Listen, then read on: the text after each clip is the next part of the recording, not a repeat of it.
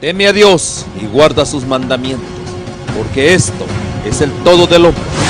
Porque Dios traerá toda obra a juicio, juntamente con toda cosa encubierta, sea buena o sea mala. Queremos darle la cordial bienvenida a cada uno de ustedes. Hoy en nuestro programa, es parte del programa de Reavivamiento y Reforma. Vamos a hablar acerca de cómo sanar las relaciones rotas. Uno de los primeros puntos que tenemos que aprender nosotros en el bregar cristiano es el perdón. ¿Por qué razón el perdón? Hay una sola razón en todo esto. Recuerde usted, nuestro Señor Jesucristo exhibió el espíritu del perdón en la cruz del Calvario. Ese es el principio que hoy nosotros vamos a tratar. El Señor Jesús, Él exhibió el espíritu de perdón cuando Él fue a la cruz del Calvario. Un espíritu en el cual vemos nosotros, y eso debería de ser nuestra manera de conducir nuestras vidas. Yo le hago una pregunta a usted. ¿Usted merecía el perdón? Nadie de nosotros merecía el perdón, pero Él se ofreció voluntariamente para ofrecernos ese perdón. ¿Con qué propósito? Para que cada uno de nosotros podamos perdonar a otros, aunque ellos no lo merezcan. ¿Se da cuenta usted de eso? El Señor Jesús exhibió el espíritu de perdón en la cruz del Calvario cuando nosotros no lo merecíamos, porque éramos transgresores de la ley de Dios, con un solo propósito: que nosotros podamos perdonar a otros aunque ellos no lo merezcan. Qué gran principio, ¿verdad que sí? Qué gran principio. Entonces, en este programa nosotros vamos a aprender, vamos a descubrir los principios bíblicos para poder sanar las relaciones quebradas. Nosotros en la vida muchas veces andamos lisiados, andamos quebrados. ¿Por qué razón? Porque nosotros no hemos aceptado muchas veces el perdón, o muchas veces nosotros no hemos concedido el perdón. Por eso en la vida caminamos lisiados. ¿Usted sabe qué es caminar lisiado? Quebrado. ¿Qué implica eso para nosotros? No experimentamos el gozo, no experimentamos alegría, no experimentamos el favor de Dios, porque andamos nosotros todavía con un espíritu de amargura. ¿Cuántos de ustedes tienen un espíritu de amargura como consecuencia de algunas relaciones que han sido quebradas? Así caminamos en la vida. Recuerden que el espíritu de amargura es como un veneno que corroe todo nuestro cuerpo, todo nuestro ser. Por eso, el ejemplo de perdón de nuestro Señor Jesucristo nos desafía a cada uno de nosotros. ¿A qué? A perdonar a los que nos han hecho mal. Ese es el gran desafío que hoy nosotros tenemos.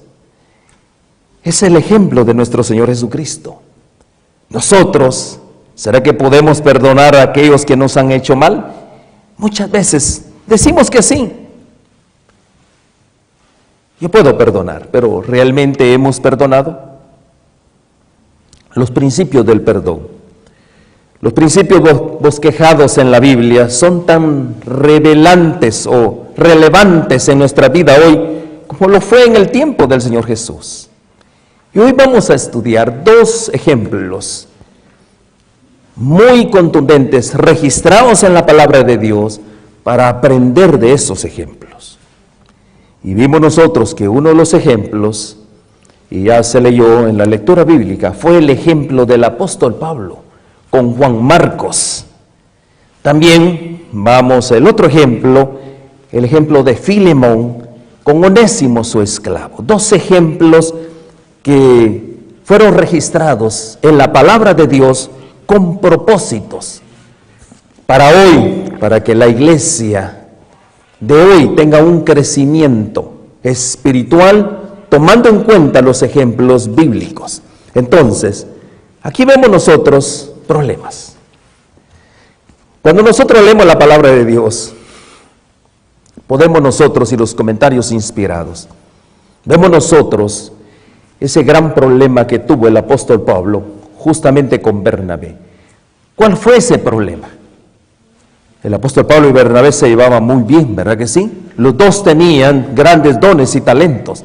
Y recuerde usted que el apóstol Pablo fue levantado, es el apóstol de la gracia y de la misericordia, que Dios lo llevó al tercer cielo para revelarle el evangelio a los gentiles, el evangelio eterno de la gracia de Dios. Un gran hombre de Dios. Y se llevaba muy bien con Bernabé. Pero ¿cuál era el punto principal? Las relaciones entre el apóstol Pablo y Bernabé se rompen como consecuencia de ¿qué?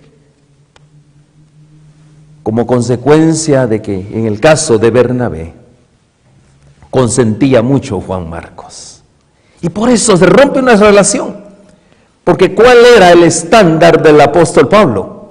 Recuerde el apóstol Pablo, cuando usted lee sus escritos, un hombre de disciplina, un hombre determinado, gran ejemplo de guerrero en la causa de Dios. Sus estándares eran tan elevados. Pero de pronto aparece este joven Juan Marcos. Si usted tiene esa manera de experimentar con alguien que es, podría decirse, inexperto, cuando usted es una persona madura, con altos estándares en el evangelio, en este caso en la predicación de ese entonces, y le voy a decir yo a usted, esto no fue fácil para el apóstol Pablo. Recuerde, primero era un perseguidor de la iglesia y ahora era un hombre convertido para la utilidad en el servicio del reino de los cielos. Este hombre presentaba grandes desafíos, pero de pronto Bernabé le dice, este es un hombre con gran talento, Juan Marcos tiene gran talento para el ministerio. Y el apóstol Pablo lo probó, y Juan Marcos no salió, o como quien dice, no salió aprobado. ¿Por qué razón? Porque era muy joven relativamente. Yo puedo pensar en este momento como el apóstol Pablo, yo no quiero personas inútiles en mi ministerio, yo no quiero personas ineficientes, incapaces. ¿Será que eso sería mi pensamiento humano? Y así pensaba el apóstol Pablo, y eso hizo que la relación entre él y Bernabé se rompiera, uno por consentir y otro por tener normas tan elevadas que esta persona no le servía en el ministerio. ¿Qué podemos aprender de todo esto? ¿Qué podemos aprender nosotros? ¿Qué lecciones Dios nos quiere dar esta mañana? Yo le comento a usted, y así como el problema con Filemón, también hubo otro gran problema entre su esclavo. Recuerde Filemón quién era, un hombre justamente al servicio de Dios. Y el apóstol Pablo le escribe una carta a él específicamente, porque él tenía un problema con Onésimo, un esclavo de él. Así mismo los problemas que habían en la iglesia de Corinto, habían tantos problemas, más aún todavía en el tiempo, o aún después del Pentecostés, la relación entre los creyentes a veces era muy tirante, una relación muy prácticamente dividida. Pero en el Nuevo Testamento también hay grandes ejemplos de cómo los líderes de la iglesia y los miembros individuales trataron con tales desafíos. Entonces, esos principios nos van a ayudar a nosotros en este tiempo, a la iglesia actual, en el tiempo que estamos viviendo. ¿Qué podemos sacar de todos estos resultados? ¿Podemos sacar algo positivo? Claro que sí. Cuando nosotros usamos, mi querido hermano, cuando nosotros usamos los principios bíblicos para tratar los conflictos, podemos sacar algo positivo. Pero cuando nosotros no utilizamos los principios bíblicos, ¿qué sucede con nosotros? ¿Quién está hablando? La carne. Y yo le digo a usted, ¿será que la carne se puede sujetar al espíritu? Por supuesto que no. Entonces, eso es lo que vamos a aprender hoy, los ejemplos bíblicos. Resultados positivos cuando nosotros empleamos los ejemplos bíblicos trazados en la palabra de Dios. Hoy en día, nosotros estamos esperando uno de los eventos grandes, mayores en el mundo cristiano. ¿Cuál es ese evento que nosotros estamos esperando como participantes del reino de los cielos? ¿Cuál es ese evento que nosotros estamos esperando en este momento? La segunda venida de Cristo será. Hay un gran evento que nosotros estamos esperando. ¿Cuál es ese evento? Es la manifestación del Espíritu Santo de Dios en todo ser humano. Una manifestación poderosa. De hecho, es una de las predicaciones finales, antes de la segunda venida de Cristo. Es la manifestación del Espíritu Santo en la lluvia tardía.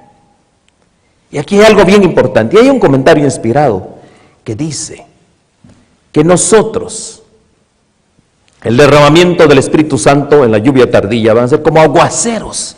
Pero hay muchos, dice, que ni siquiera se van a dar cuenta de estos grandes aguaceros. ¿Por qué razón? Si se trata del tema que hoy estamos viendo, es precisamente porque hay relaciones quebradas, por la falta de perdón. Por eso no se van a dar cuenta, porque se necesita el perdón. ¿Por qué se necesita el perdón? De eso justamente vamos a examinar los textos bíblicos. Ahora, hay algo bien importante en nosotros, y uno de los puntos importantes que tenemos que ver, los grandes reavivamientos espirituales sucedieron cuando las relaciones rotas fueron sanadas. Ahí es donde se produce el derramamiento del Espíritu Santo. El movimiento del Espíritu Santo involucra traer a la gente más cerca de Dios. Y también estar los unos con los otros más cerca que nunca. Traer a la gente más cerca de Dios, que es nuestro objetivo misionero, pero también acercarnos más los unos con los otros. Y eso es uno de los grandes problemas que hoy tiene la iglesia de este tiempo. Hay barreras, y eso es lo que están destruyendo esa relación de cercanía los unos con los otros. Yo le digo a usted, ¿somos hermanos en Cristo? ¿Qué dice usted? Somos hermanos, pero ¿será que a mí me interesa mi hermano? ¿Será que a mí me interesa mi prójimo? Es algo que yo debo de preguntarme. ¿O me interesan más mis asuntos personales que mi prójimo? A veces en la iglesia hay necesidades, a veces necesidades de oración, a veces necesidades de que estoy agobiado por algo y necesito que la atención de alguien, que alguien me escuche. Pero como usted está ocupado, ¿qué sucede con eso? Ahí es donde comienzan las rupturas entre los hermanos. Por eso cuando hablamos acerca del derramamiento del Espíritu Santo es acercarnos más a Dios y acercarnos más los unos con los otros. Hay otra cita inspirada donde dice, ¿será que yo soy guarda de mi hermano? ¿Qué dice usted? ¿Será que yo puedo ser guarda de mi hermano? Efectivamente, yo soy guarda de mi hermano. ¿Qué quiere decir? Que yo, guarda es estar al cuidado, cuidar de mi hermano. Y justamente ahí está la cita bíblica. Y Jehová dijo a Caín, ¿dónde está Abel tu hermano? La pregunta que yo le hago a usted, ¿dónde está su hermano? Y él respondió, no sé. ¿Soy yo acaso guarda de mi hermano? Mi querido amigo y hermano, aquí hay un punto bien importante que nosotros tenemos que aprender. En pocas palabras, la mayor demostración del poder del Evangelio no es lo que la iglesia dice, sus costumbres, sus ritos, todo su protocolo religioso, sino lo que vive la iglesia. ¿Sí escuchó eso? Yo puedo ser un guardador del sábado, puedo ser un guardador de los mandamientos de Dios, pero si no estoy viviendo a la altura de esos requerimientos, ¿qué sucede? Eso era el punto del apóstol Pablo con Juan Marcos. No estaba viviendo a la altura de los requerimientos, era muy joven. ¿Y qué es lo que queremos nosotros? Como hermanos, hay un mandato de que tenemos que amarnos los unos a los otros, ¿o no es así? Es un mandato. Es un mandato que Dios dejó ahí en la palabra de Dios, ahí en San Juan capítulo 13, verso 35. Leamos el consejo de Dios. Y dice: en esto conocerán todos que sois mis discípulos. Yo le pregunto a usted, ¿usted es un discípulo de Cristo? Si usted es un discípulo de Cristo, dice, si tuvierais amor los unos con los otros, eso es un discípulo de Cristo, es un seguidor de Cristo. Si hay amor entre nosotros. Yo le pregunto a usted, ¿será que yo amo a mi hermano verdaderamente?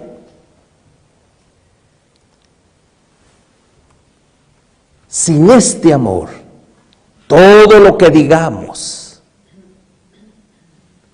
la iglesia quiere experimentar el poder del Espíritu Santo. Si no hay amor entre los unos o los otros, mi querido amigo y hermano, no sirve de nada. Esa es una gran realidad. Entonces, nosotros vemos el caso de Pablo y Bernabé. Ellos trabajaron juntos, testificaban acerca de Jesús. Y en Hechos de los Apóstoles, como bien se leyó, en capítulos 15, versos 36 y 39, aquí hubo un problema mayor. Leamos nuevamente para confirmar la palabra de Dios. El problema: después de algunos días, Pablo dijo a Bernabé: volvamos a visitar a los hermanos en todas las ciudades en que hemos anunciado la palabra del Señor para ver cómo están. Hay que hacer un viaje misionero. Y Bernabé quería llevar consigo a Juan Marcos, el que tenía por sobrenombre Marcos, pero a Pablo no le parecía bien llevar consigo al que se había apartado de ellos desde Panfilia. Él desertó y no había ido con ellos a la obra. O sea, podemos ver aquí, el apóstol Pablo tenía razón, ¿no? ¿Qué dice usted? ¿Tenía razón o no? Estamos hablando del apóstol de la gracia y la misericordia. ¿Tenía razón el apóstol Pablo a no llevar a Juan Marcos? Y yo diría que sí, tenía razón, ¿verdad? Pero la palabra de Dios me dice otra cosa. Entonces, esta diserción indujo a Pablo a juzgar desfavorablemente y severamente por un tiempo a Juan Marcos. Fue por un tiempo, nada más. Bernabé, por otro lado, se inclinaba a excusarlo, ¿verdad? Por causa de su inexperiencia, es un muchacho muy joven. Pero Bernabé anhelaba en lo más profundo de su corazón que no abandonase el ministerio, porque veía en Juan Marcos cualidades que le habilitarían para ser un obrero útil para la causa de Cristo. Dos perspectivas, ¿verdad que sí? Dos maneras de ver las cosas. Ahora, algo bien importante. Dios usó tanto a Pablo como a Bernabé, dos hombres utilizados por Dios. Y aquí está el gran problema. ¿Cómo solucionar ese problema? ¿Cómo usted solucionaría ese problema? ¿Cómo solucionó el apóstol Pablo el problema? Toma otro, ¿verdad que sí? ¿Y qué hizo Bernabé? Él siguió en su postura. Y él vio dones y talentos en Juan Marcos. Dijo, yo me quedo con Juan Marcos. Recuerden que la instrucción era de ir de dos en dos. El apóstol Pablo tomó el camino correcto, hizo la decisión correcta. ¿Qué dice usted? Recuerden, los dos tenían caracteres diferentes. Muy diferentes. Y cada quien escogía a su discípulo de acuerdo a su propio carácter. A su perspectiva, ¿verdad? El apóstol, estamos hablando del apóstol Pablo, que predicaba de la gracia, de la misericordia. ¿Qué le faltaba al apóstol Pablo? Extender gracia. ¿A quién? Al joven predicador que lo había chasqueado. Yo le digo a usted, ¿quién era usted? Usted se puede poner en los zapatos de cualquiera de estos personajes. ¿Quién era usted? ¿O quién soy yo? A veces nosotros somos muy apresurados, ¿verdad?, a juzgar a alguien, ¿o no es así? Porque no está conforme a mis ideas, a mis planes, y luego rápidamente, como no está conforme a mis ideas, no está conforme a mis planes, ¿qué es lo que yo hago? Soy pronto como el apóstol Pablo. ¿Verdad que sí? ¿Qué era lo que necesitaba el apóstol Pablo? Extender gracia. Porque el Señor Jesús, dígame usted, ¿le extendió gracia al apóstol Pablo? ¿Le extendió gracia o no le extendió gracia? ¿Tuvo misericordia de él? Por supuesto. Y eso era lo que le faltaba al apóstol Pablo, justamente. El apóstol Pablo necesitaba del perdón, necesitaba perdonar, por supuesto que sí. Necesitaba perdonar a Juan Marcos. Pero gracias a que Juan Marcos creció con su mentor, en ese caso Bernabé, y finalmente el corazón del apóstol Pablo se convenció de que necesitaba extender la gracia. ¿Pero dónde se convenció él? ¿Dónde se convenció él? Ese cambio. ¿Dónde cambió de mentalidad el apóstol Pablo? El apóstol Pablo, justamente escribiendo a Timoteo, estaba en la cárcel y ahí se dio cuenta de que él, el apóstol de la gracia, no había extendido gracia allá al joven Juan Marcos. Entonces, estando en la cárcel, justamente, y eso lo vemos nosotros en 2 de Timoteo capítulo 4, verso 11, leamos el relato bíblico. 2 de Timoteo capítulo 4, verso 11 dice: solo Lucas está conmigo.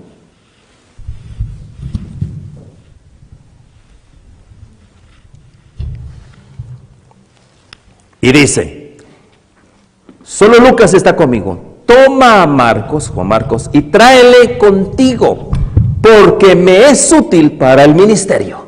Ahora, yo le pregunto a usted, ahora, ¿por qué Juan Marcos es útil para el ministerio? ¿Por qué? ¿Qué cambio hubo aquí? ¿Qué fue lo que pasó aquí? El apóstol Pablo, recuerde, usted estaba en la cárcel.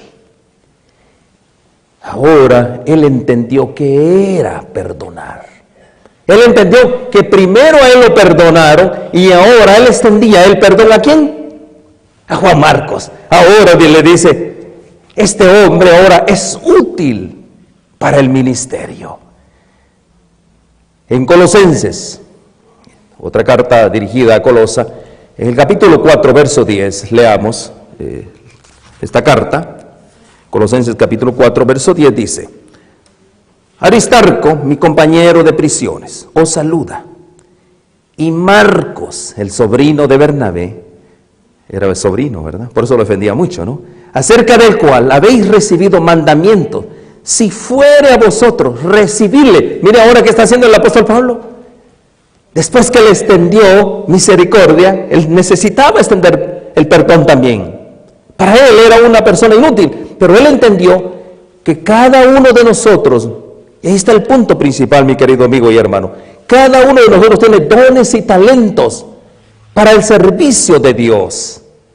Y ahora, ¿qué es lo que yo debo de hacer? Respetar ese don, ese talento que tiene cada uno en el servicio de Dios.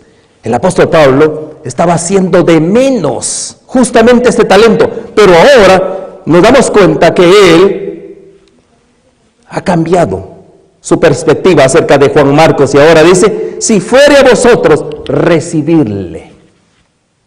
Cambió la perspectiva, ¿por qué razón? Él se dio cuenta que cada uno de nosotros tiene dones especiales de parte de Dios. Yo no puedo hacer lo que usted puede hacer y usted no puede hacer lo que yo puedo hacer. Cada uno de nosotros tiene dones y talentos al servicio de Dios y eso es bien importante. ¿Para qué sirven los dones y talentos? Para el servicio. El apóstol Pablo entendió que los dones y talentos dados por Dios están al servicio de la causa de Dios. Entonces, ¿qué fue lo que hizo el apóstol Pablo? Logró la restauración, logró la reconciliación con Juan Marcos. Y yo le voy a decir a usted, son muy escasos esos detalles justamente en el mundo cristiano.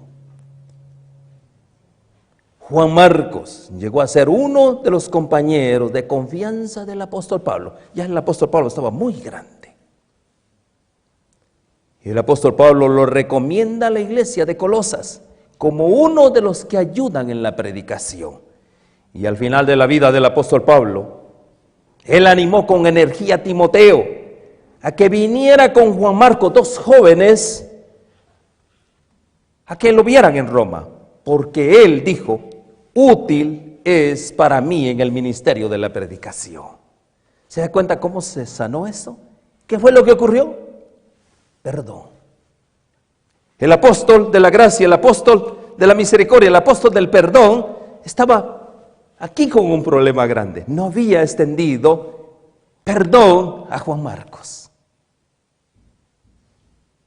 Ahora, si nosotros vemos los siguientes relatos en la historia de Juan Marcos, vemos nosotros cómo este joven predicador, aunque ya el apóstol Pablo ya había perdonado, esas barreras que habían entre ellos, fue quebrantado y pudieron trabajar juntos para la causa del evangelio. Miren qué lindo es esto, ¿no? Cuando se sanan las relaciones. Y yo les hago una pregunta a ustedes. ¿Cómo nosotros podemos aprender a perdonar a los que nos han herido o nos han chasqueado? ¿Cómo podemos hacer nosotros esto? Y al mismo tiempo, ¿por qué el perdón no siempre incluye la restauración completa en una relación previa? ¿Por qué no siempre en una relación? ¿Por qué no siempre nuestras vidas nos sanan? ¿Por qué no sanamos en todo este asunto? Entonces hay tantas diferencias que nosotros tenemos en la vida. Y ahora hay un punto bien importante que yo quiero repasar con ustedes. Quiero llevarlos a la carta a los Romanos. En la carta a los Romanos, en el capítulo 5, verso 8 y 11, repasemos estos conceptos porque son claves para el crecimiento espiritual. Dice, mas Dios muestra su amor para con nosotros. ¿Cómo muestra Dios su amor con nosotros? En que siendo aún pecadores, Cristo murió por nosotros. ¿Quiénes éramos nosotros? Pecadores. Pues mucho más, estando ya justificados en su sangre, cuando aceptamos el señorío de nuestro Señor Jesucristo, hacemos nuestra sangre de Cristo, por Él seremos salvos, ¿de qué? De la ira, de la condenación. Porque si siendo enemigos fuimos reconciliados con Dios por la muerte de su Hijo, mucho más, estando reconciliados, seremos salvos por su vida. Miren cómo escribe el apóstol Pablo ahora, después de ese entendimiento, de ese problema que él tuvo. Porque éramos enemigos, dice. Y no solo esto, sino que también nos gloriamos en Dios por el Señor, nuestro Jesucristo, por quien hemos recibido ahora la reconciliación. ¿Qué fue lo que entendió él? Y en el verso 12, ¿qué es lo que dice? Por tanto, como el pecado entró por el mundo por un hombre, y por el pecado la muerte, así la muerte pasó a todos los hombres, por cuanto todos pecaron. Entonces, qué enseñanza nosotros estamos hoy aprendiendo? Yo le digo a usted, a veces una palabra apresurada, una respuesta áspera, un arranque impaciente, pueden destruir nuestra relación, ¿o no es así? A veces somos rápidos nosotros, por eso aquello que era tan lindo, una relación tan linda, hoy está destruida. ¿Por qué razón? Porque nosotros a veces nos apresuramos.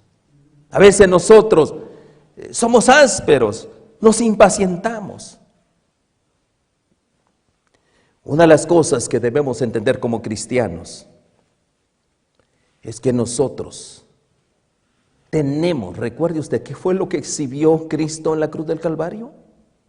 El perdón. ¿Qué fue lo que hizo Él?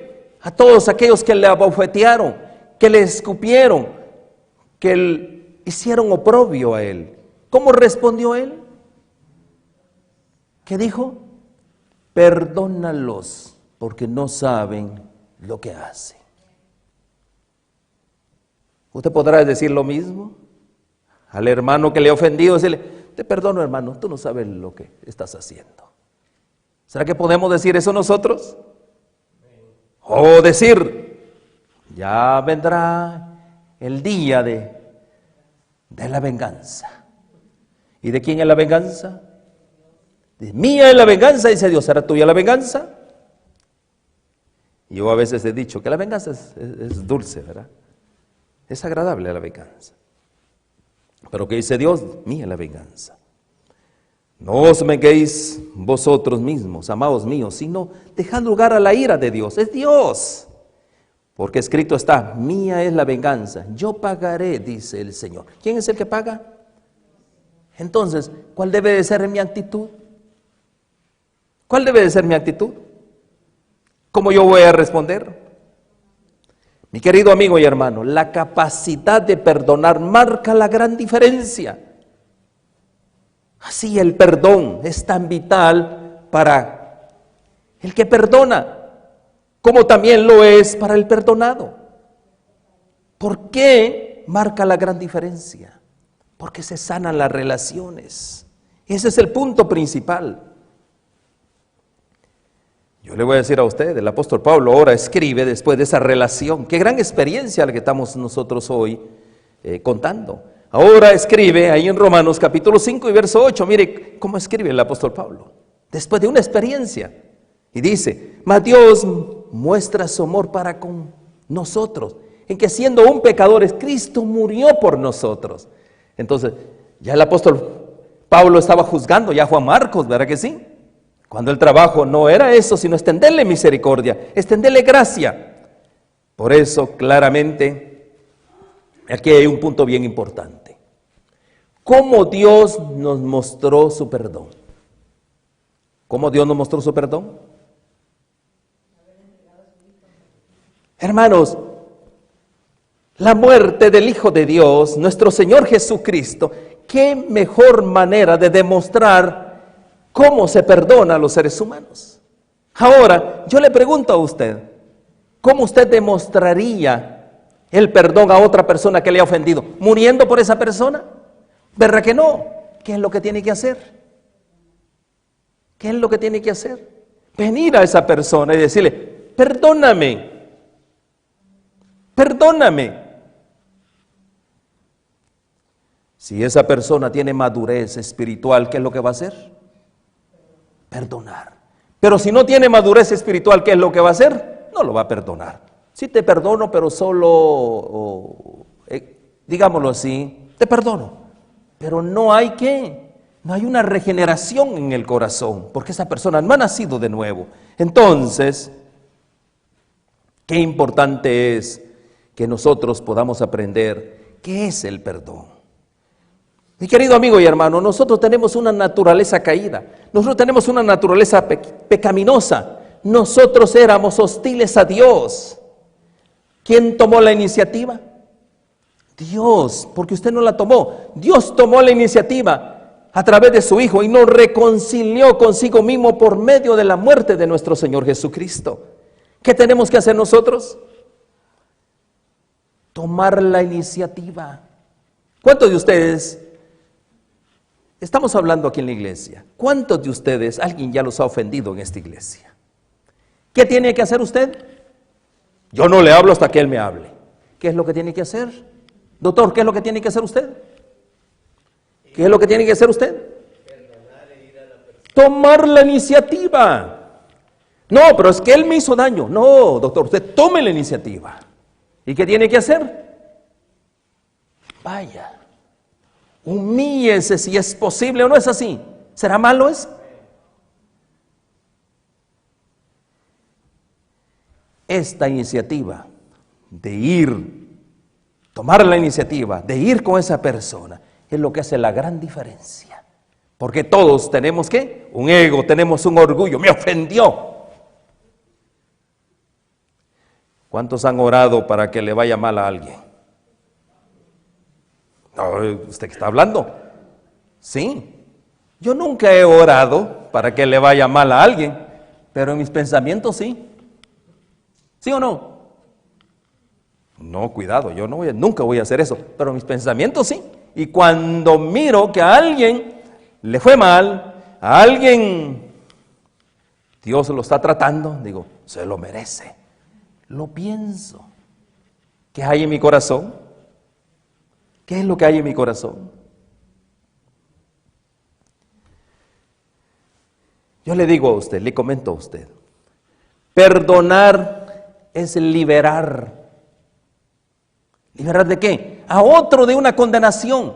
Si yo tengo un enemigo, a alguien que me ha ofendido grande, yo lo perdono para liberarlo a él de la condenación del fuego, ¿no es así? Decirle, hermano, yo te perdono, yo te libero. ¿Por qué razón? Porque si yo no te perdono, tú vas a una condenación porque tú estás condenado, porque has lastimado a alguien por el cual el Señor Jesús dio la vida. Ese es el punto que tenemos que aprender en esta mañana. Dígame usted,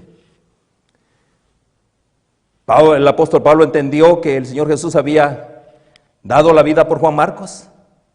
Lo tuvo que entender en la cárcel. El apóstol Pablo entendió también que el Señor Jesús dio la vida por él. Lo entendió, pero está en la cárcel. Por eso él reaccionó. Y ahora dice, este hombre me es útil. ¿Por qué razón? Porque Dios le tuvo que llevar a una posición incómoda para poder entender. Y vemos nosotros la carta a los romanos. Qué grandes mensajes para nosotros hoy en día. Entonces, perdonar es liberar a otro de nuestra condenación, porque Cristo nos libertó de la condenación de Él. Yo le digo a usted, un día vamos a ser nosotros confrontados, ¿verdad que sí? Vamos a estar delante de ¿quién? Delante del juez de todo el universo. ¿Quién es ese juez? El Señor Jesús. Y vamos a estar bajo esa condenación. O más bien dicho, vamos a estar frente a Él. Ahora la pregunta es, si usted no ha perdonado, porque ya usted, el Señor Jesús, lo perdonó. Yo le pregunto a usted, ¿usted ha perdonado a aquel que lo ha ofendido? Si el Señor Jesús ya lo libró a usted de la condenación, ¿qué tiene que hacer usted? Libere a otro de la condenación, perdónele usted. ¿Estamos de acuerdo? ¿O no están de acuerdo conmigo? ¿Qué tenemos que hacer, hermanos? ¿Qué tenemos que hacer? El Señor Jesús, Él nos demostró. ¿Qué es demostrar? Él dio a su Hijo, Él ya nos demostró qué es el perdón. Ahora, ¿qué es lo que yo debo de hacer? ¿Cuál es la prueba más grande que usted tiene en este momento? Que usted todavía no ha perdonado a alguien que le ha hecho un daño. Esa es la prueba más grande que usted tiene. Todavía está el ego. Pero hermano, es que a mí me ofendieron. Recuerde, por ese hermano Cristo dio su vida. Y usted no va a dar la vida por ese hermano, ¿verdad que no? ¿Qué tiene que hacer? Perdónelo. ¿Estamos de acuerdo, hermanos? ¿Qué tenemos que hacer? Perdonar. Eso es lo que tenemos que hacer, perdonar. Ahora, el otro ejemplo. En este ejemplo sí es más contundente. Todos tenemos el modelo de Cristo Jesús, ¿verdad? Todos entendemos ese modelo, el modelo de perdón. Cuando nosotros entendemos este modelo y caminamos a la altura de los requerimientos, caminamos en sus pasos. Cuando nosotros estemos a la altura de los requerimientos, caminando los pasos de nuestro Señor Jesús, nosotros estaremos calificados para cualquier posición que nos ha sido encomendada o nos ha dado un llamado. Ahora, ¿por qué razón? Yo le pregunto a usted, ¿usted todavía es esclavo? Le pregunto, ¿usted es esclavo?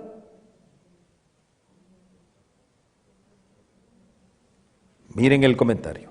No debemos de sentir que somos esclavos, sino hijos de Dios. Entonces, ¿usted qué es? Si usted es un esclavo, todavía es un esclavo del pecado. Usted es un hijo de Dios. Ahora, como hijo de Dios, ¿qué valor tiene usted? Dígame usted, ¿qué valor como hijo de Dios? Como esclavo, ¿qué valor tenía? Nada. Estaba condenado, estaba destituido prácticamente de las bendiciones de Dios. Pero ahora, como hijo de Dios, usted tiene un gran valor. ¿Quién le dio ese valor a usted? ¿Quién pagó el precio infinito por nuestro rescate y por nuestra liberación? Fue el Señor Jesús. Por eso es que usted hoy en día es de alta estima. Ahora, hay algo bien importante. El apóstol Pablo escribe una carta a Filemón. En esta carta, que es nuestro segundo ejemplo, que vamos a tratar acerca de cómo nosotros vamos a remediar o sanar las relaciones rotas. El apóstol Pablo escribe una carta, la carta a Filemón, y usted la puede leer. Filemón tenía un esclavo, se llamaba Onésimo, un esclavo. Recuerde que en aquel entonces un esclavo era un hombre que estaba al servicio de un amo, lo había comprado, y estaba al servicio y hacía con ese esclavo lo que se le daba la gana. Más aún todavía, si ese esclavo se levantaba en contra de su amo, toda su familia sufría probablemente hasta la muerte o grandes castigos. Si el amo le levantaba la voz, porque era un esclavo. Onésimo, por eso yo puedo percibir que Filemón era un hombre rico. Filemón lo había comprado. Onésimo era su esclavo. Pero Onésimo se levantó contra su amo, en ese caso Filemón. Si usted lee toda la historia bíblica, usted se da cuenta que Filemón, un gran siervo de Dios. De hecho, comencemos leyendo la carta a Filemón para que usted mire desde el verso 1, capítulo 1 y verso 1. Leamos justamente esta carta, es una pequeña carta, no es mucha. Pablo dice: prisionero de Jesucristo, y el hermano Timoteo, al amado Filemón, colaborador nuestro. Miren, sigamos leyendo. Y a la amada hermana Apia y a Arquipo, nuestro compañero de milicia, y a la iglesia que está en tu casa. Gracia y paz a vosotros, de Dios nuestro Padre y del Señor Jesucristo.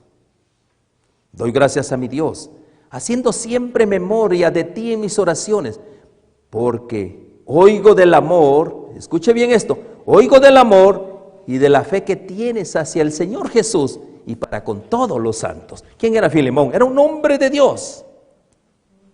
Pero Filemón tenía un problema grande. ¿Cuál era el problema de Filemón? Que él había tenido un esclavo, Onésimo, y se le había huido.